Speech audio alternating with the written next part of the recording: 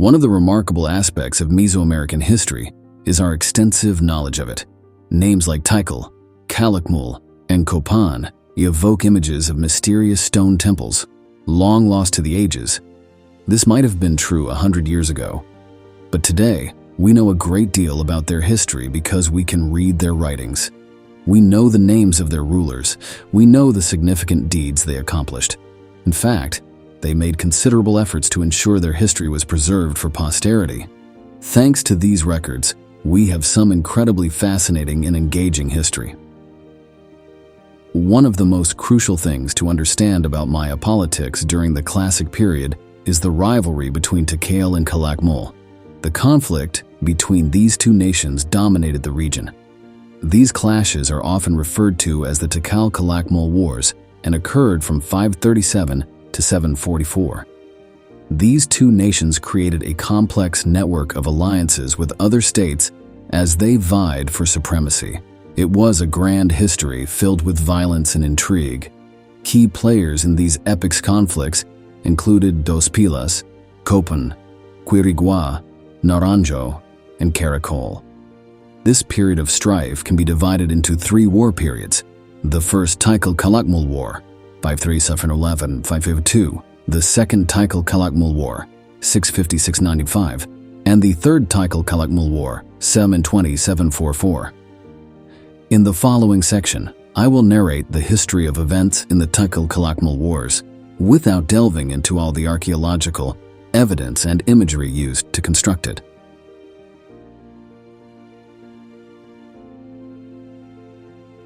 Before Calakmul rose to power, Tikal was a dominant empire in the region. One of the most significant events in Tikal's history occurred in 378 when its ruler, Chaktok Ichagitchiamroit, Great Jaguar Paw, was killed by foreign invaders.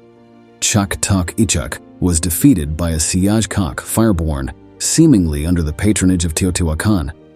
Siajkak was serving under the spear-thrower owl, possibly the ruler of Teotihuacan. The first ruler of the new dynasty was Yaxnuna Yinnai. The new dynasty established in Tikal was then influenced by Teotihuacan culture blended with Maya culture. Tikal exerted significant influence on neighboring countries in ways that may have paved the way for alliances in the Tikal-Calakmul Wars. In 426, Tikal installed Kinich Yaxkukmo as the first ruler of Copan. In turn, Copan established the vassal state of Quirigua in 426. Calakmul was a less significant power in the region until the First Tikal-Calakmul War erupted in 537.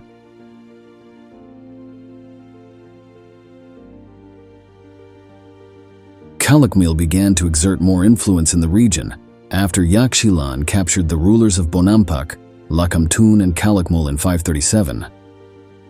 Following defeat by Yaxchilan, Calakmul retaliated and conquered Yaxchilan. Subsequently, Calakmul began to demonstrate greater ambitions, subjugating other states. In 546, Calakmul defeated Naranjo and installed Agwasal as ruler, establishing dominance over Naranjo and expanding its sphere of influence. Meanwhile, in Tikal, Wakchan Kawil presided over the inauguration of Yajo Te Kinich Terzid Gumwasan and Caracol. Wakchan Kawil may have responded to Calakmul's increasing power by strengthening an alliance with Caracol. However, the Tikal-Caracol alliance was short-lived. Tikal and Caracol broke any alliances they had and engaged in warfare with each other in 556. But things would take a turn for the worse for Tikal. In 561, a new ruler named Sky Witness ascended to power in Calakmul. A year later, in 562, Wakchan Kawil was captured by Caracol, and forces shifted alliances, joining Calakmul. Under this new Calakmul-Caracol alliance, Wakchan Kawil was sacrificed, and Tikal lost significant prestige and influence. Tikal won some minor battles in the following years, such as the victory over Caracol in 564. However, by 572, Tikal was utterly defeated, marking the end of the First Tikal-Calakmul War. That same year, Sky Witness passed away. After the First Tikal-Calakmul War, Tikal entered a period of turmoil. During this time, Calakmul consolidated its dominance. In 579, Scroll Serpent rose to power in Calakmul. In 611, Scroll Serpent launched a major campaign against Palenque.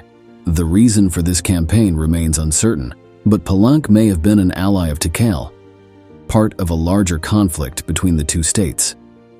This attack on Palenque was a significant logistical achievement and a testament to the strength and ambition of Calakmul.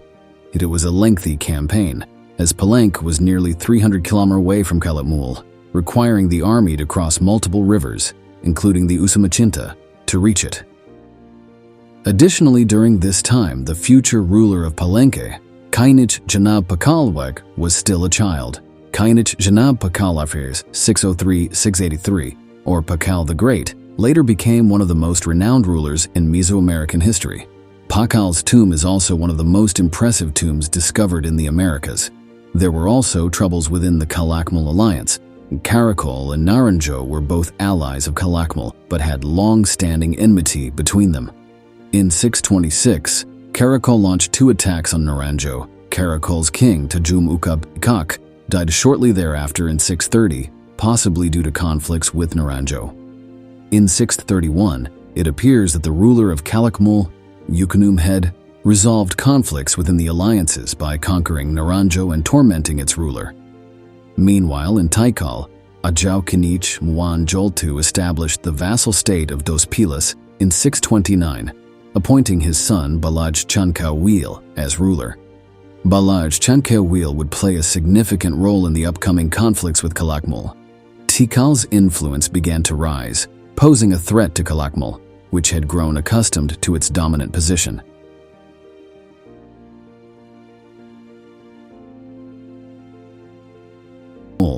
His name was Yuknum Chin II, also known as Yuknum the Great. He would reign for 50 years from 636 to 686. In 650, Yuknum the Great launched an attack on Dos Pilas, a newly established vassal state of Tikal. This marked the beginning of the Second Tikal-Calakmul War.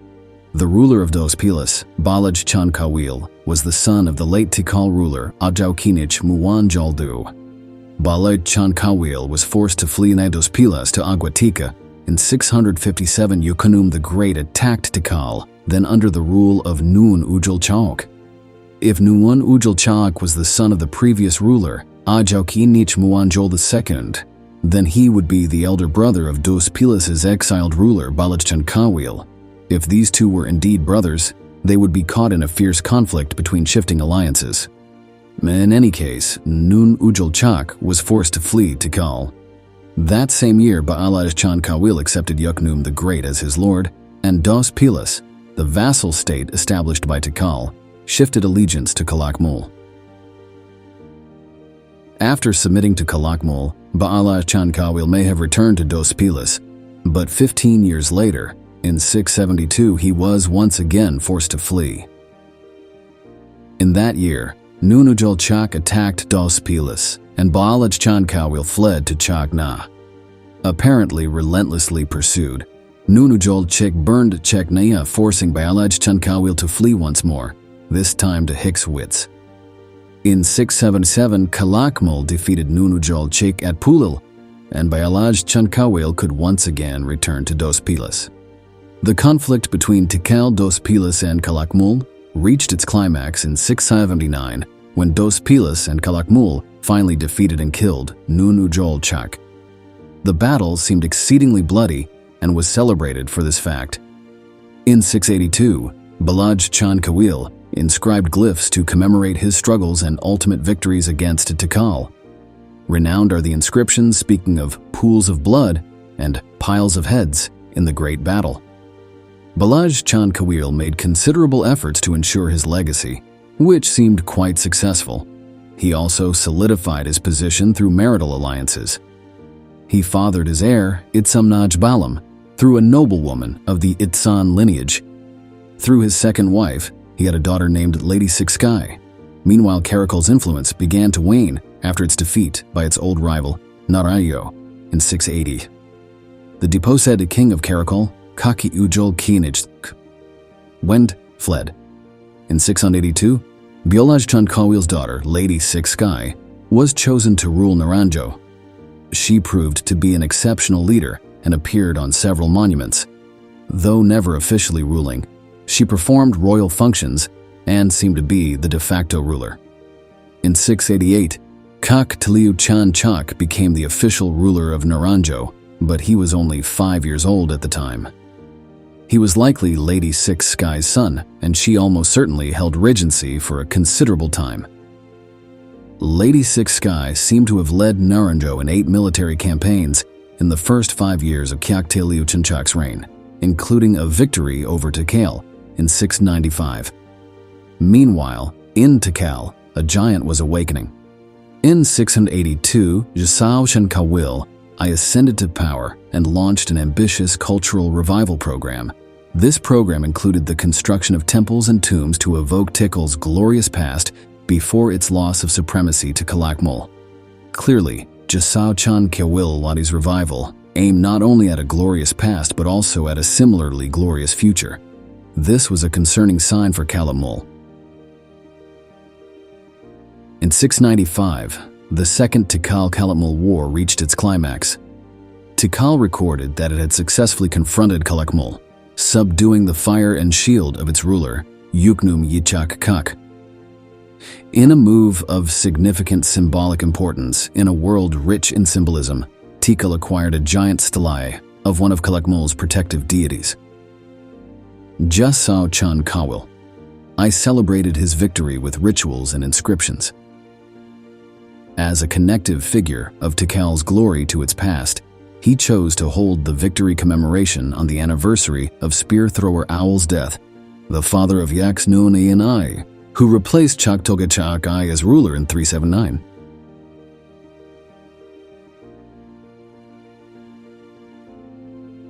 Third great victory of Tikal over Calakmul in 695 reshaped the history of the region.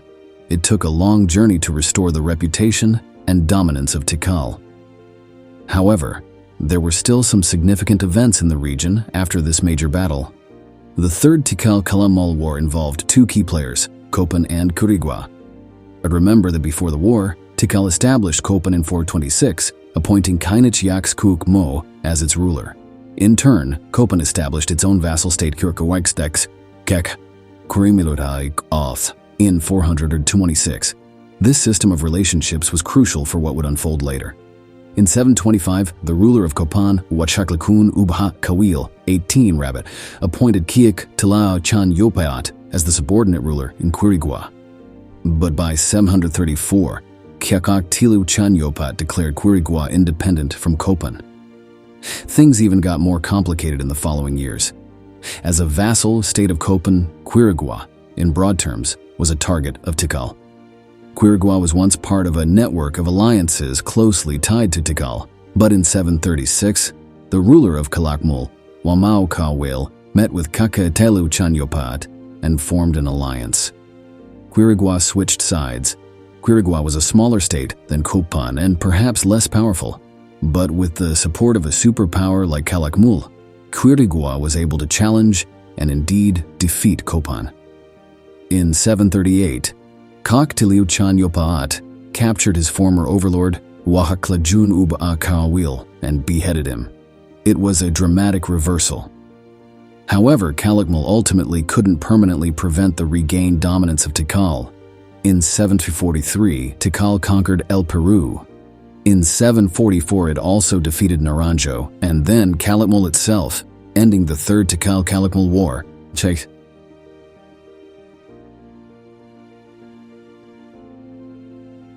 The history of both kingdoms significantly declined following the major battle in 695 and the conflict between Kopan and Quirigua.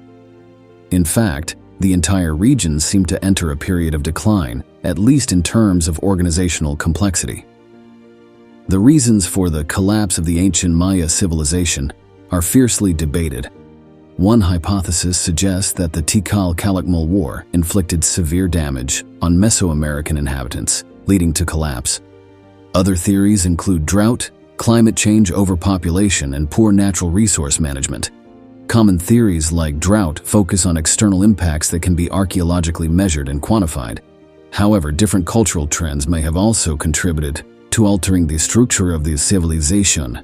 Yet, The simultaneous decline in the number of preserved records at this time makes it difficult to authenticate cultural causes. Ultimately, new forces like Uxmal and Chichen Itza came to dominate in the terminal classic and post-classic periods. Thank you for listening. What do you think about the Mayan stories?